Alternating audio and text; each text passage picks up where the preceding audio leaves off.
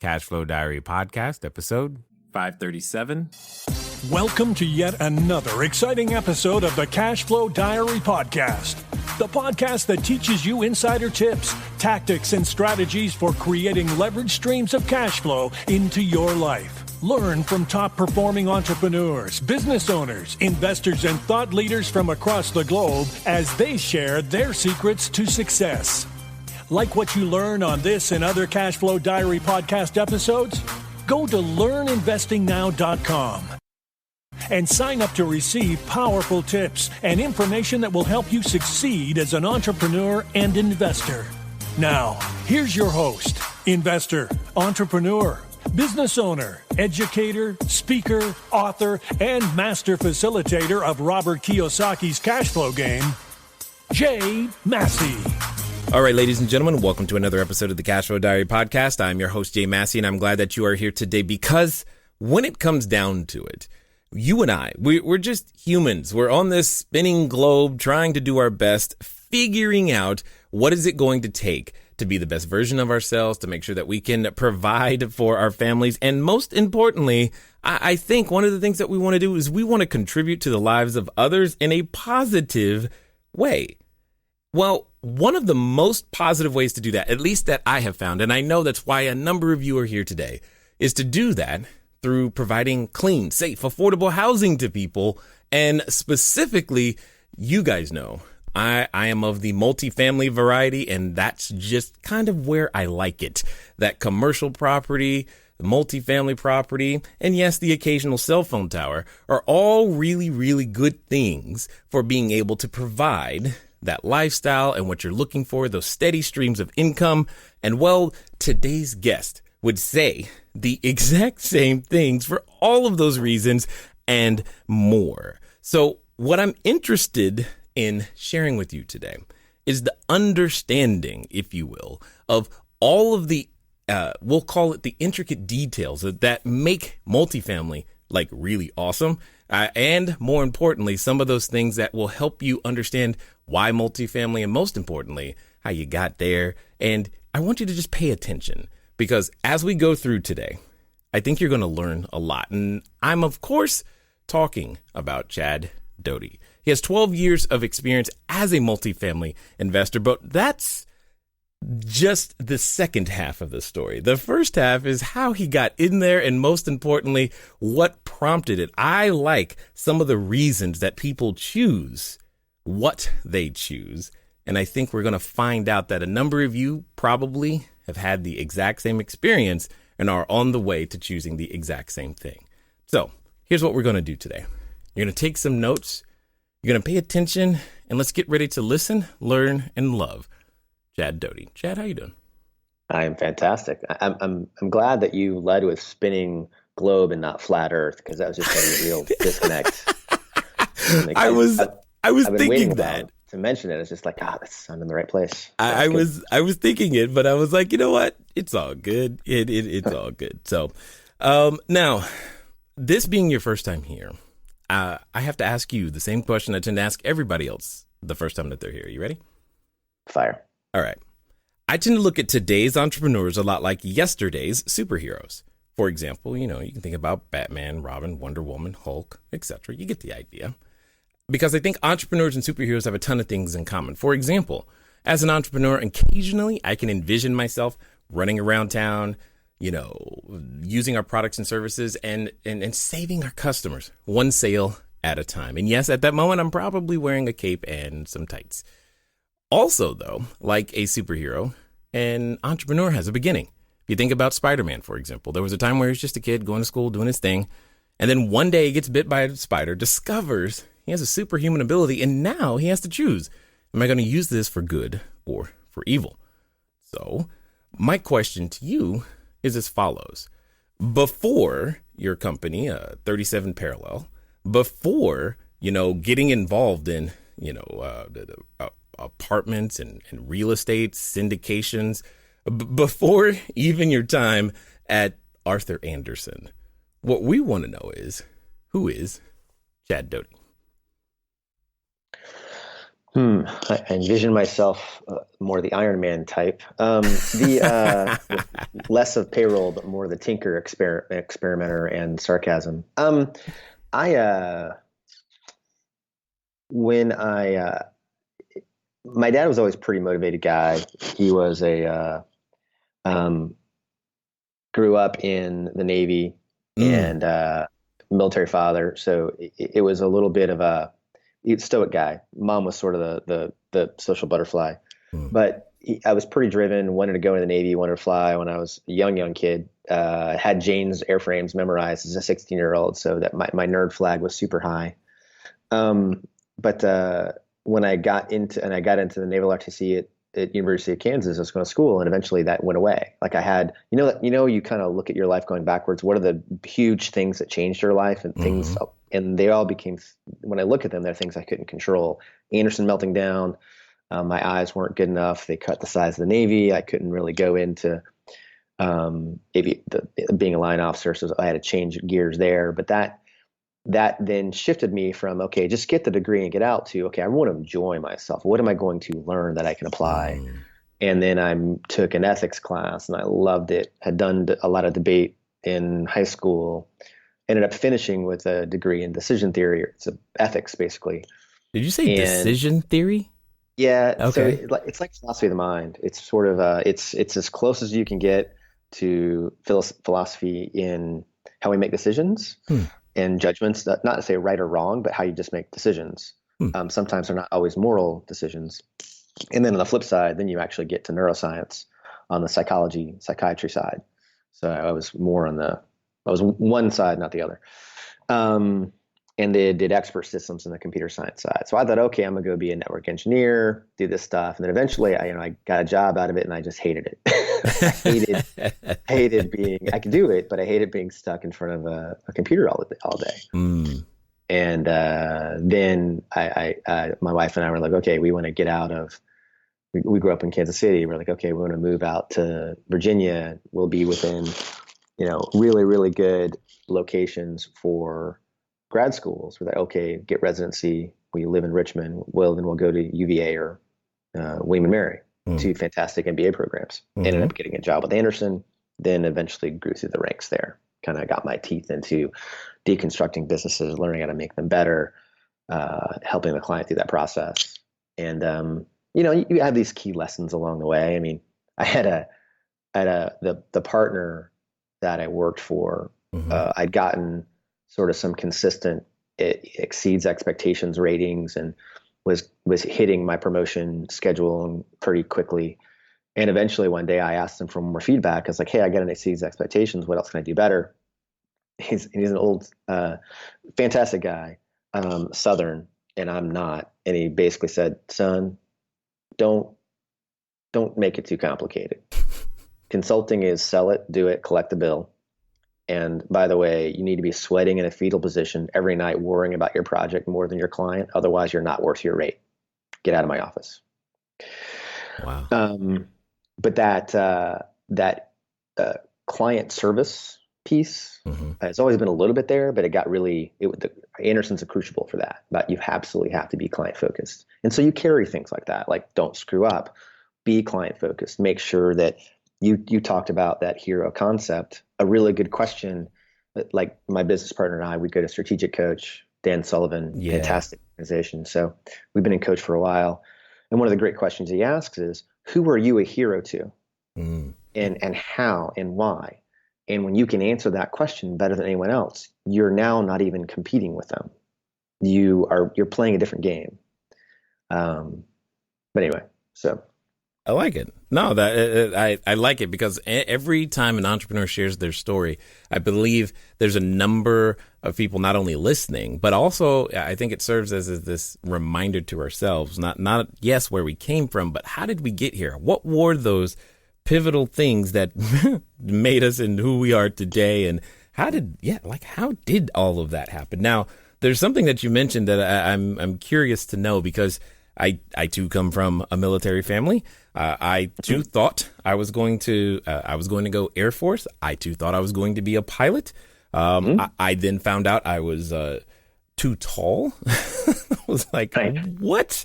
I You don't want to didn't. lose your kneecaps when you get ejected, I think is the rule. I'm like, come on, man. I had no idea. I'm like, why didn't somebody tell me? I mean, anyway. And I had to, pivot and changed. I originally pivoted to engineering. And I'm just like, okay, as he continues to keep talking here, I'm like, what is going on? There's just a lot of similarities and parallels. I'm curious, though, what was it, or do you think there's anything in the military background, hanging around dad, etc., that contributes to either how you run your teams or look at your business today?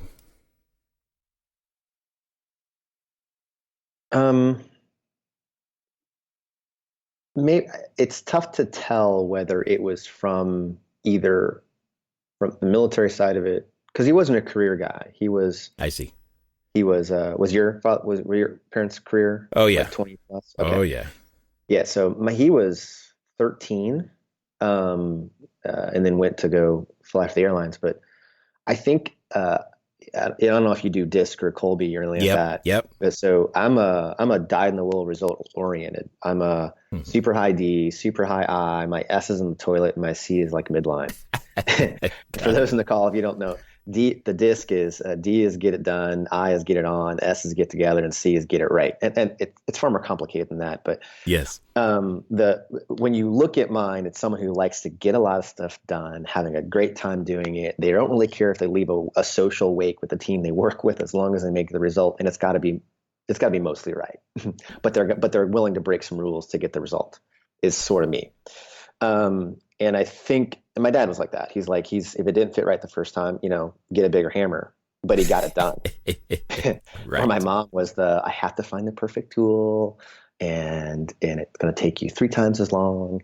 And I just hate that stuff. But everybody will like you when it's all said and done. Yeah, no, I hear you. And there's a rule, and it's not that bad. It's more that, if everyone's there in a team ostensibly to achieve something, well, yes, you want to be friends with everyone, but it doesn't matter if you're friends with them and you fail. Preach it, brother. Oh my goodness. Yeah. So I like this. I like where we're headed here. Now, you mentioned that, there was this transition point. You start out engineering, then go over to Andersen. But what I want to know is, for a lot of individuals, especially those that are listening right now, they could be doing something that they actually don't want to be doing right now. And with the hopes of one day, getting into real estate, etc. We're going to talk about that. But what I really want to understand is when a lot of people have this background of school and traditional jobs, etc., and then they want to do something different. What was that conversation like when you're, talking to your spouse or your parents or family, anyone saying, you know what, I know that this is what I'm doing, but now I want to go this direction. What was that like? Yeah, there's 2 things that stick out. The first was, I had a really dear friend of ours. She did for a while, was a pretty sought after life coach, like executive life coach. And she got dropped into businesses to help C-level execs sort of balance out their world, yet still be high performers. Got it. Because, as you grow up the salary tier and the travel tier and the stress tiers inside companies, divorce rates go up, burnout rates go up. So she was brought in to sort of balance it out. So I'd never gone through that process. I mean, my dad gave me Think and Grow Rich when I was 18, and I read it, but it didn't sink in until I didn't really get the entrepreneurial bug until early to mid 30s. I was on the, climb the corporate path and become a partner, and that model just blew up. But it was still success driven. It's just in someone else's model. But I was going through that process with her, and I can't remember which one came first. Either there's 2 events. I'll talk about the second one in a minute. But we were going through not balance per se, but if you were to take your life, and a lot of people talk about what does a perfect day look like, and I have a few really cool one of those, but there's more. If you were to do what's the perfect calendar look like, or the month look like, what would you do for a month if money didn't matter, you had complete control of your time, you do whatever you wanted, what would that look like? And most people can do a day. Maybe a handful of people can do a week. It's really hard to do a month. When you think about, because a lot of people think, well, if I made enough money, if I got to, do we curse on your podcast, by the way? Some have. Okay. So when you get to fuck it money, right? Whatever that number is. Yeah. Right. Are you going to sit in a beach and do whatever? Odds are no. If you got to that level, there's something that you like to accomplish consistently. You have some basal performance temperature that you've got to be at to where you're doing things. So sort of going through that process with her, let me understand kind of what I wanted to be real about myself. That wasn't just the number of net worth or cash flow or ROE or whatever, or vacation days. So that was huge. And if you haven't gone through some of that, just even on your own, looking at the concepts of not balance per se, but expansion, it's huge.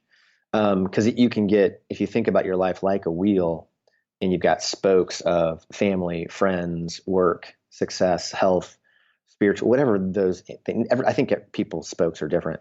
But if you only focus on one area, an elliptical wheel doesn't roll very quickly. It's got to stay. You have to kind of grow a number of those spokes not at the same time, but you have to grow materially the same length. Otherwise, you can't expand.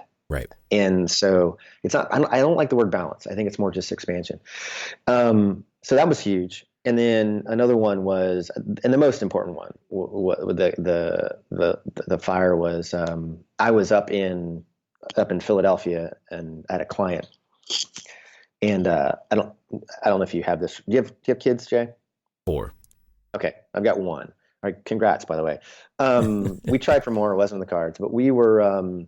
I was up there, and I got a double call from my wife, and it was at the time.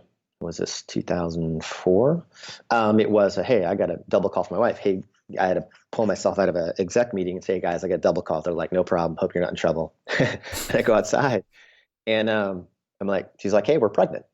I'm like, but I'm 4 hours away, and it ate at me at that moment on, because at that point I'd switched from being working for. Or I was in the process of switching from working for a consultancy to moving to my own consulting company. And that was just that's just lit the fire. And within 6 months, I'd switched over to my own client base. I'd set up my own independent consultancy. So I went from employed to self-employed, and then built up through that process. And then eventually was like, okay, I can only charge so much.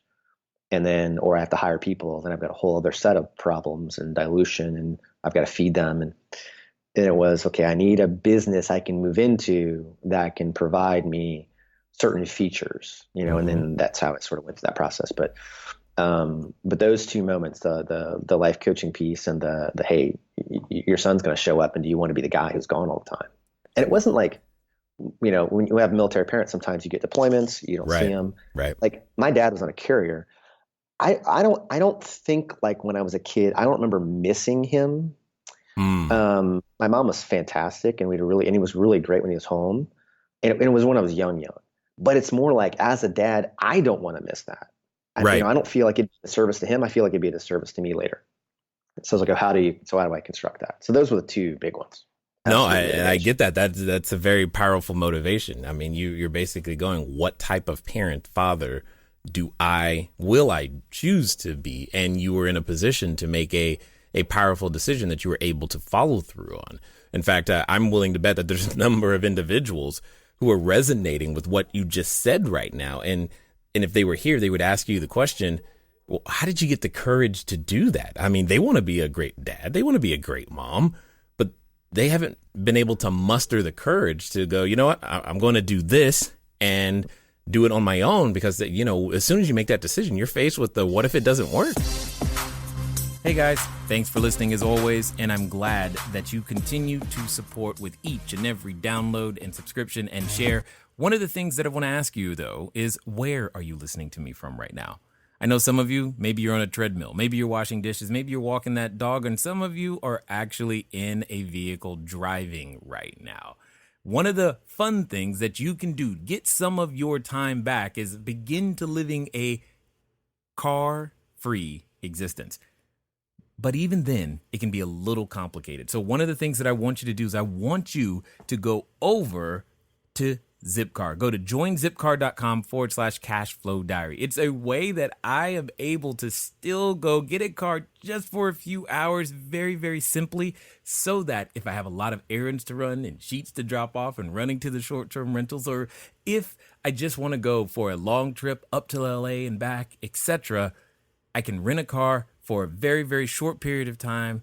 And the cool part is I don't even have to pay for any gas. Again, go to joinzipcar.com/CashFlowDiary. Yeah, you've got to. I'm very risk averse too. I like to sail. I like the kiteboard. I will push the pedal in the right quickly at times. I mean, but I don't get adrenaline from investments or businesses. So the risk management part is heavily ingrained. Don't screw up. But I think it's valuable to, like, the whole fail fast thing is like, I understand it's more minimum viable product. Get out in the marketplace, make a sale, get some traction, understand how you become a hero to a client. Those are more meaningful messages to me than fail fast, but I get why it's out there. But when you go to do something different, a very powerful question is, what's the worst that could happen? Mm-hmm. Just literally put, what is the absolute worst that could happen? Could you die? Sure, but what are the odds of you dying trying something different? Low, unless you're, becoming a knife juggler. Who knows? But I mean, at the end of the day, we can create distinctions what's the worst could happen? And so in my case, it was, all right, I've had a relatively successful employed consulting career. I have so if I go to do this as an independent and it doesn't work, I can go get a job. Right. So I'm not losing any income. All right. And I had a buffer, and not a huge one, but I had fallback. Okay. So that was step one. Okay. I can go that. Then when you move from making 150 to 200 grand a year as a W-2 to making 2x or more that as a consultant, right? You can create buffer faster. So then it was like, okay, I can do this, but there's only so far this can go. Then it was, how do I create recurring residual income? What are the methods for that? And went down that path. But I think you got to just be realistic. Like, if you are in a position where if you were to leave it and you knew you couldn't recover, right? Well, then, if you live in a small town and you're unwilling to move, and if you gave up your job, someone would take it in a heartbeat and you can never get it back. Well, yeah, that's probably a challenge. But then you got to ask yourself, well, if I really want the success I want in life, I can just move to a better town that has a better population or better employment growth.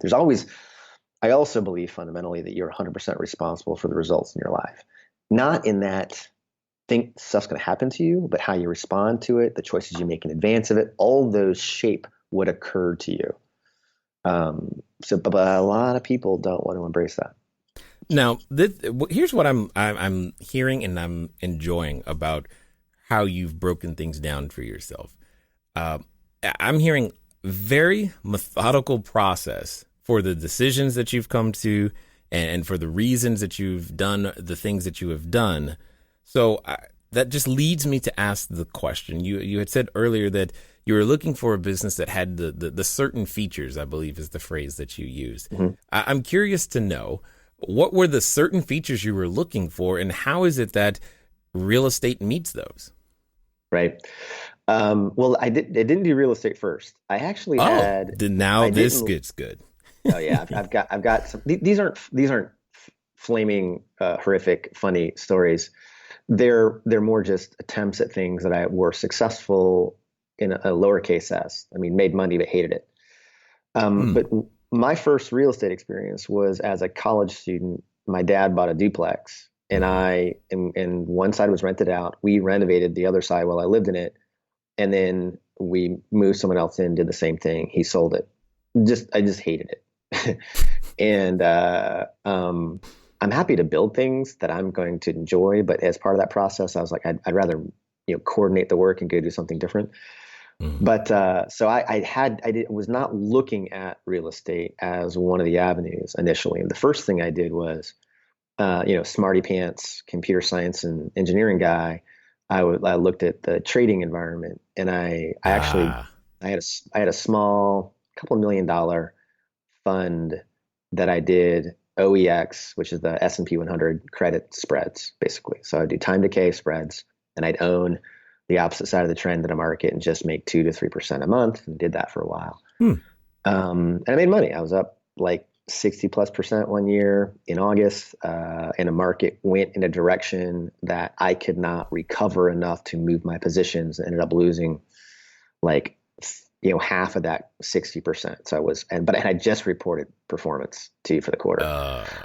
So I was like, and then, so I still made money for the year, but it was one of those things where it just demonstrated again, I have limited control over what moves those underlying. And so the whole concept of, if you're in the market, no problem. You can be wildly diversified and can you do well in the long run? Yeah. I mean, I to a certain degree, I am a bogglehead in that I get that, but I think it's just that that's how you use that engine. I just think there's other better engines or alternate engines you can use in addition. So I eventually started looking at real estate because the features were, I wanted evergreen. And that was driven by the fact that I'd had the Navy and partner taken away from me. And I was like, okay, I need to know that it's always going to be there. Okay. We can call up Elon Musk, and he might be cooking up something while he's smoking a joint about he's going to disintermediate housing. But until someone like him figures out a way where people don't want a door with a lock and a bed and a place for their stuff, that business isn't going anywhere. Okay. So it's going to pass the evergreen test. Then I wanted control. Well, in real estate, you control if you're paying attention, the characteristic of the market you're buying in a great degree of detail. There should be no mystery because you can get data on all the retail, the types of people that live there, all the demographics, what's happening with path of growth, what's happening at the state level, who's moving, the components of who's moving there, what do landlords, all the things that could affect you as an owner of that business are determinable. So, and the market controls your fate. Now, if you're going to be a short-term buy, flip, sell, which in multifamily short-term is like 2.5, 3 years, you can care a little bit less about the market, but you're gambling more. For us, we want to buy dirt that we put our grandma's last $100,000 in. So it's a different process. So like we can determine it. It's still inefficient, not in that the data is available, but how people interpret the data varies wildly and especially not just in terms of what they think about opinion, but does it match their strategy? You can have 10 different acquisitions and asset management teams like us, 500 million or plus in AUM, 100% successful track record, focused on B to A- grade multifamily. But we all could look at a deal differently based on the equity and our timeline and our goals. Yep. And so, so we'll call that inefficiency, but it just means that there's never going to be the market opinion weighing on things. It's really just going to be focused on the fundamentals, and that's the demographics and the asset and what you can do to the asset. So I love those features of it. I love that it was replicatable in that you're going to have 40+% of the U.S. Population rents, and of that, depending on where you are in the country, a half to a third of them are in large multifamily. So the U.S. population is going to be 350 odd million. We've got, let's say, 150 odd million households. Household formation is going to go up pretty much every year for the next 25 years. We've got really good demographics from a population growth and immigration perspective. So all these fundamentals are just like, okay, multifamily is going to be here. It's just how you want to play and when you start. And these are all things that we saw back in 04, 05, '06. It's not like the story really has changed that much. Demographics are really, really slow moving ships. Do cap rates compress and do interest rates change a little bit? Sure, but those are, and they impact it, but they're not the tide is the demographic piece, and that's just not going anywhere. Yeah, no, totally. Yeah, I got it. I got it. You're saying all the stuff that I love right now, because I'm just like that's you're saying all the things that attracted me to real estate, and because we were experiencing lots of turmoil, we were looking for stability in some way, shape, or form. How can we achieve that and still not have to work 80-hour weeks? What does that look like? And we came to a very, very similar conclusion. So now then here's the question. You're going through this transition and you're looking at, you're thinking about real estate, etc. Because of your background, you've got to be examining the marketplace as a whole. You're not just looking in, you say, your backyard. You're open. You're trying to find the absolute best place.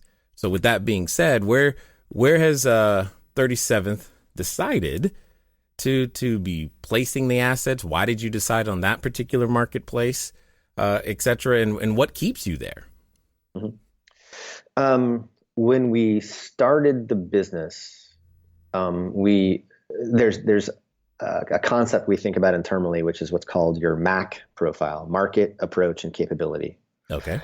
So when you look at real estate companies, they are, at least there's a million ways to make $1 million in real estate, both intra asset class and inter asset class. Mm-hmm. But for us, we knew that the approach we wanted to be a long-term holder of cash producing assets. Okay. And what would you guys defining as long-term now in this case? 10 plus years. Thank you. 10 plus years. Okay. Mm-hmm. We basically, our rules are, we're going to sell in 5, or we're going to sell in 7. It's more, we will hold the asset for as long as it's performing and experiencing at or above market growth, and our assumptions about the market haven't changed. And we review the submarket every 6 months. Because the idea is that we want to build an income generating platform. And that was our goal from day one. And so when our investors join us, it's our business concept. We started with some of our own money, but as we started to syndicate, we're like, this is what we do. If you want to participate, here is the platform that you can join. If you don't, that's okay. But we're not a buy and get out. Now, will there be opportunities? Sure. We'll get outsized offers for deals where we've had a couple deals where I've had people make me an offer that we thought that pricing was 3 years from now. We're like, yeah, our investors would think we're stupid if we didn't take that, and then 1031 it, so we'll exchange it. And we've had a couple deals where the market was slowly moving in a direction where like, it's not going down, but it's not moving in the right direction. Do we think it's going to adjust based on other characteristics? And we think the answer is no, or we're not sure, we'll exit.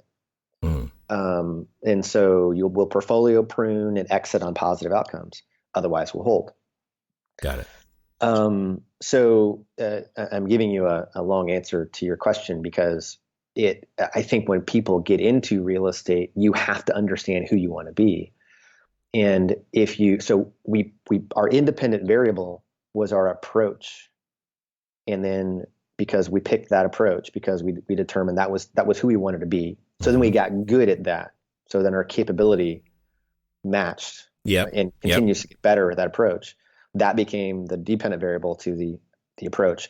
And the market, well, then we're market agnostic. Right. In that, not agnostic in terms of we'll go anywhere, but more the market has to match the approach and capability we bring to the table. Yeah. So then what are those markets? If you're going to serve an income production level in a certain type of asset in a certain kind of market, what are the features? Population. And it's not the emerging market concept, or it's not a path of growth concept. We really like infill, pretty established, top 40% school system, crime below, especially violent crime below the MSA and state average. There's certain things that are just sort of that nice, safe, clean, older neighborhood that are, you can own them for such a long time and do well. Then you're looking for matching retail and all these other features. But we can pick our client base because depending on the spread or the urbanicity of the location, sorry, the density of the location. No. We can make up words. It's fine. No, I've had that thrown at me before, so it's being used in the market. Okay, it's a combination about walkability and density. Anyway, but got it. At the end of the day, between 80% of your potential client base lives between either 5 or 7 mile radius of your existing property, because people don't pick properties to live at when they rent. They pick where's the best part of town I can live based on job, school, entertainment. Mm-hmm. That I can get for my budget. Yep. At least that's the renter we're serving. It's not which one has a lazy river and a massage in my room and will park my car for me. And there's a place for that. It's just not, we don't do that particular type. Right.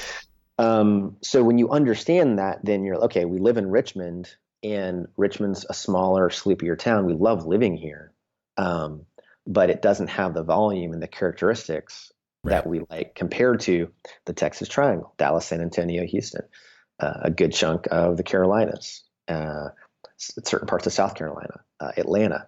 And these are all cities you've heard of. They're none of these are shockers. There's no secret market for us. And if there were, I wouldn't tell you, Jay. But oh, come on. It's the where to go is wildly obvious, but how you look at it, how you buy, what makes a good price point for you, those different inefficiencies and viewpoints is where the opportunity lies, not the secret market no one knows of. Agreed. And it's I often say all the time that, it's a concept that I call investor identity. Once you've figured that out, who you want to serve and how you want to serve them, then go find that. It's not so important that it's in your backyard. What is important is that you know how to serve that person well. And that's exactly what you've done, which is what makes your story intriguing to me as yet another example of this in the best way possible. Now, you mentioned something where you said that you started with your capital and then eventually started syndicating. Who are the individuals that you typically are working with at this particular point in time in your business? Yeah, when we first started, it was, in this business, if you're looking to get into buying and operating as an investment, this asset class, the two negatives you're going to hit, or challenges, let's say, are the barrier to entry for capital and capability, and capital capability and experience, and liquidity. So liquidity in that, you've got to be able to help your client understand that, yes, it's illiquid, but you should expect a premium on that illiquidity. And here's generally how this asset class does compared to the more liquid assets: far less volatility at a similar return or much better return. So you can solve that through education. But the other part is, we hear two things in we call them real estate mythology. The first one is that a building can be a deal at some price, and at the broadest possible terms, that is true. But if you believe the next piece, the other one, you'll find it's false, and that is that if a deal's good enough, people will find you, and that's not true. Money flows to people that know what they're doing. Mm-hmm. Because do you have siblings, Jay? Yes, a number of them. Okay. Do you like to publicly harass them on your podcast? I haven't in a long time, but I'm open to it. Which sibling would you least trust with any of your money? Ooh, Delvin. Okay. Now, I don't know what Delvin does for a living, and let's assume they're highly successful at whatever they do in their life. But let's assume, for the sake of argument, that Delvin has basically lived on a beach in Australia for maybe 5 years of his life and bums money off people and surfs, and literally the most money he's managed in his life is maybe $20. If he found the most amazing deal ever, okay, and brought it to you, said, Jay, I've got this deal. It's fantastic. You're looking like, it is fantastic. He's like, I want to bring this to you. I'm going to be the manager. No. Right. Okay. So money flows to people that know what they're doing, and then they will find good deals and they will put money together. And that's the ultimate skill. So what happens then is people then think, okay, if I just find a good deal, I'll find the money. Nope. No, the number one challenge is you have to be competent enough. You have to be able to know in your bones, looking an investor in the eyes, that every dollar they give you, you can take care of like your grandma's last $100,000. And that's the barrier to entry. You know And a lot of people want to shortcut that. What's funny is that you are just killing me right now, because I just want to make sure that everybody knows we hadn't met before, but we can't even figure out Skype. So, right. Because I normally say that by saying things like, you do your first deals for experience, not profit. And then later you get to profit from your experience, because it's the experience that totally trumps everything. And a lot of people, they don't want to put in the work to get the experience. That's what makes us valuable as entrepreneurs in this particular economy, especially the larger real estate transactions. And it's something that, sometimes people, because they'll approach me and they're like, Jay, how can I just start at 200 units? I'm like, it don't work like that, homeboy. It just don't. There's other things that must come first, who you must become first. Now, with all of that being said, I'm curious to know, from your standpoint, at this moment, when you go out there and you look at the marketplace for apartment buildings, I often like to do, analysis of the market. I'm thinking, the standard SWOT analysis, strengths, weaknesses, opportunities, and threats. And I'm always got my eyes open for opportunity, but I'm curious to know what you currently see as a potential threat to the multifamily world. So the things that we look at, let me put it that way. Interest rates, I think we're done raising interest rates for a while. We're probably some people are modeling a cut. So I think interest rates are not going to blow up. I don't see how they can do that either. I'm on your side. And I'm like, I think we've actually achieved the soft landing in terms of coming off of QE and moderate growth coming along with that as you deleverage. But from the prior stuff, now we still have a ton of debt, but it's a different kind. So we look at interest rates, absolutely, because that affects your free cash. Cap rates do move with them, but not lockstep, because the components of an interest rate at the deal level is the 10-year typically, and then the spread. And as interest rates go up,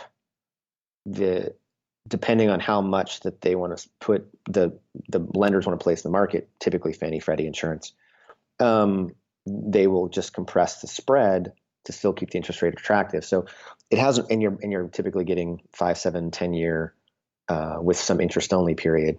So it's something you watch all the time, but we're not seeing any signs it's going to go up to 16, 17% like it did in the early 80s. I mean, I think those days of the Fed saying just letting the market do whatever they want, I think those are gone. At least you would hope so. And we have a few variables to make, because it was just catastrophic what it did to the economy. So we look at interest rates, we look at housing policy, we look at psychographic trends. I mean, the homeownership rate tanked. It went from 69% in 05, 06, 07-ish, and then just dropped like a rock. And we lost, I want to say, like 3 or 4 percentage points off the homeownership rate. And for every 1%, that's 1 million new renters. So that created a lot of demand that really was always there. It just got artificially taken out. The days when you could put a mirror underneath somebody's nose, and if it fogged up, they got a loan. Those are gone. So, and it's good, right? But still, there's down payments, and it's harder. But home ownership rate's ticking back up, and that's a good thing, because it's kind of right at where our mean is. But we still have this psychographic preference that's tilted a little bit towards rentership. It's like 55, 60% renter, the rest owner. And that may change, but even if it flips back to where it was pre-05, 40% renter, 60% owner, the population trends are there. The Gen Z behind the millennials is bigger than them. You're how old are you, Jay? I'm Gen X. I'm 44. Okay, so I'm 47. We're Gen Xers, so we're the smallest of the big four right now. I know. Yeah, we're the vocal minority, maybe. I Yes. don't. But we're in our prime earning delivery years. So Right. we are, but we don't have the buying power, but we still have a degree of influence. But baby boomers 72 or 70, well, 72, 73 million, millennials 76 million, Gen Z they're 82, 83 million, and the group behind them is going to be bigger than them. Okay, Yeah. It's just so so funny that, well, on this topic, it's just so funny to me. Every time I look at this, because, demographics are everything. It's like, man, what about me though? It's like I never even look at us because we're just like, yeah, we matter, but we don't like matter in the sense that we need to comparatively to the other groups. It's just like, but it's all good. yeah, we matter at the cohort level, not at the demographic group level. Just Right. 50 million. Yeah. But the short answer is there would have to be a material world event that would impact. But even then, look at World War II, look at World War One. I mean, people still rented. Right. You know, they were awful. I mean, barring a meteor strike where you don't really care about money, you're finding the people with water and guns. We don't know what's going to take it out. Now, will there be profitability compression and expansion with cap rates and with money flow? Of course there. Like right now, the same building we may have bought 3 years ago at $80,000 a unit is now $120,000 a unit instead of providing free cash to the client of 6 to 8%. It's 4 to 6.5%. So yes, the yields will vary and the IRR will vary a little bit, but they don't go to negative. Right. Okay. Now they will in small scale scenarios when you have oversupply in markets or you have lease-up activity on brand new buildings where they buy occupancy, then it levels out, and so you'll have those blips. But they're the dog, walking along the beach. They're not the person walking. And that's the demographic trend. That's the stuff. That's the noise. Is just honestly, they create buying opportunities. But it's in understanding that the demographics and those opportunities, being able to interpret that data. I think that's the fun, nerdy part of the whole thing. It's like, cool, I see something you don't see because I'm interpreting this data in a completely different way, and therefore, me and my clients, we can go, earn some money. That's how I see it at the end of the day.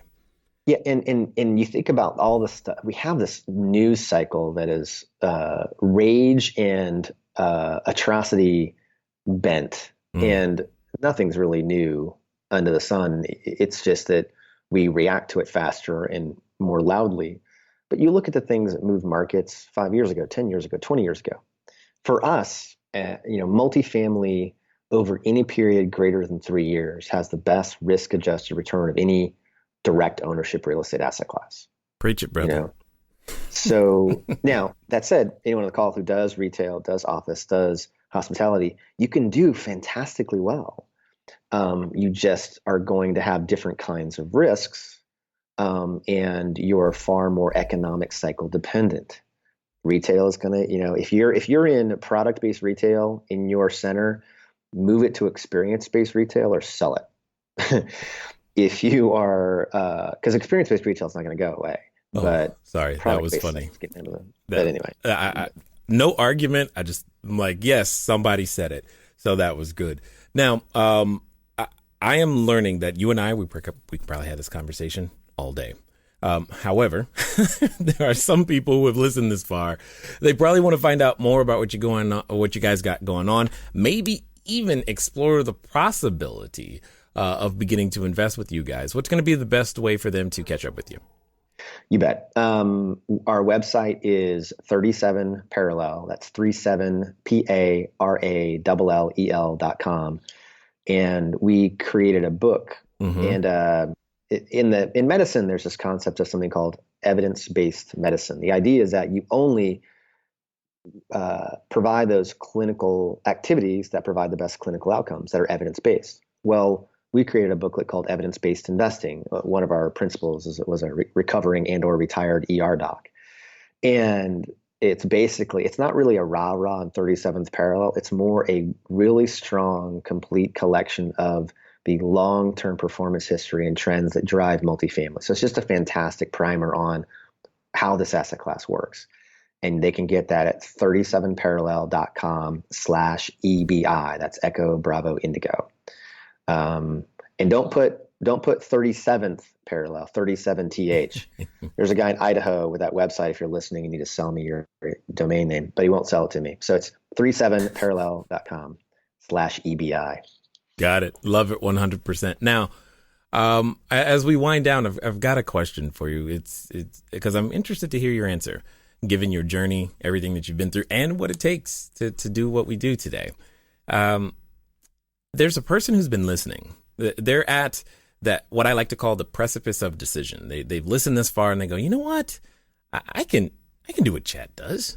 I can do this. I can make this happen. This is possible for me and my family. I mean, come on. How hard could it be? No, they're saying these things to themselves because they've been looking for the reason to make the jump. And for whatever reason, you were able to help them get there, and they're now ready. Now, you know, like I know, Chad, that when we feel like we're ready and we're able to put ourselves in the position to make those decisions and choices, we often have a companion, and that companion comes in the form of a voice. And it's a voice that reminds us of, well, you remember what happened last time you made a decision? I mean, you've tried real estate before. That wasn't really great. And are you sure? I mean, are you sure? I mean, maybe Chad got lucky and you're just it's going to fall apart for you. And for some people, they're related to that voice.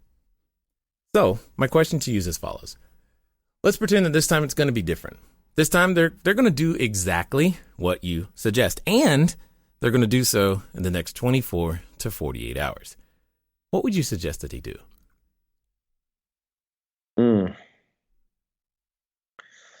That's a great question. So we actually had clients ask us how to get into this space. Mm-hmm. And our knee-jerk reaction was, well, read these books and do these things, which in hindsight, at the time we said it was horrible advice, because learning how to be a successful apartment investor, it's not riding a bike. It's more than that. But it's not becoming a doctor or learning how to fly a plane. But it's still, there's a certain baseline of knowledge and experience and capability you've got to get to. So you got to find whatever gets you to that level. Now we created a small, we do a once a year sort of coaching thing for 5 to 15 clients about who want to do this actively. They create partnerships for us, JV partners down the road. It's like a JV partner training program. But they have the means and are already successful in something, and they already know they want to do multifamily. We're just insurance and speed, basically. But what makes it different for someone, I think it's this is going to sound so cheesy, but it's going to sound so Tony Robbins, but it's so true. It's commitment. It really is. Because I'm willing to bet that if you tried it before and weren't successful, your level of commitment was less than 100%. And that's going to sound really motivational coaching, but think about it this way. Do you have pets at all, or a dog at all? Not anymore, thank goodness. Okay. Have you ever owned a dog? Yes. Okay. So the concept is, if you've owned a dog, you understand the concept of unconditional love because it's represented to you by that dog. Yeah, very much so. Okay. Then now you have 4 kids. You actually feel it yourself when you have a kid, wherever you are on the behavioral versus spectrum. At the end of the day, whether it's genetic or not, kid comes along, you're like, I'd take a bullet for them. I'll do whatever it is in my power to have for them to be successful in life, whatever success means to you. And you feel it in your bones. It's visceral. It's 100%. Well, when you think about that level of commit, and you can't apply that to everything, you burn up. You would. But if you apply that level of commitment to, I'm going to be a successful apartment investor, and you have that defined, and you're like, okay, I'm going to treat this like a methodical. It is not I'm going to go buy a yogurt stand. It's bigger than that. But if you get to that level of commitment, nothing will stop you, because then you will then find that either the gaps you need to make progress. So that to me is the difference. Because we've had people I've seen be successful that are like, you have no business doing this. I mean, you show them a P&L, they're like, yeah, I don't. These people look at that stuff for me, or you go through and we go through a market and we look at a particular deal and we're like, here's all the reasons we wouldn't buy here. They're like, yep. And they buy it like a month later and they've done well with it. Because again, there's different ways to do this stuff. So, but that commitment piece, and it's a super, when you own a cash producing asset with decent property management, whether it's your own or you outsource it, it's a very self-healing product. Mm-hmm. You can handle a lot of bonehead mistakes if you're capitalized reasonably, if you have some level of reserves, decent management, a decent market. I mean, hell, to us, your property manager and your submarket are 70+% of your success. Yeah. The rest is, acceleration. So the short answer is commit. And I don't think there's some magic first step for everyone on what to learn. It's find out what your gaps are, find out what the ecosystem looks like, find out, how you can learn it all, and then go from there. Love it 100%. I definitely appreciate, again, the journey, definitely your methodical, systematic approach to how you get it done, and going out there and doing it and creating opportunity for other people is exactly what gets me very, very excited for entrepreneurs and why, well, we just need more of us out there doing that very, very thing. And I just want to be the first to thank you for taking the time to share your knowledge, your wisdom, and your insight here with us today at the Cashflow Diary. My pleasure.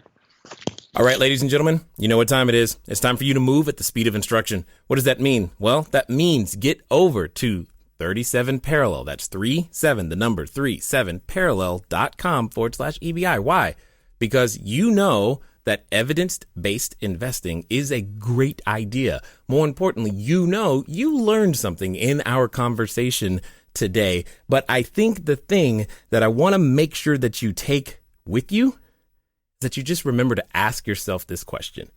Who are you a hero to? Ladies and gentlemen, it's been fun talking to you today. I look forward to talking to you soon. Until next time.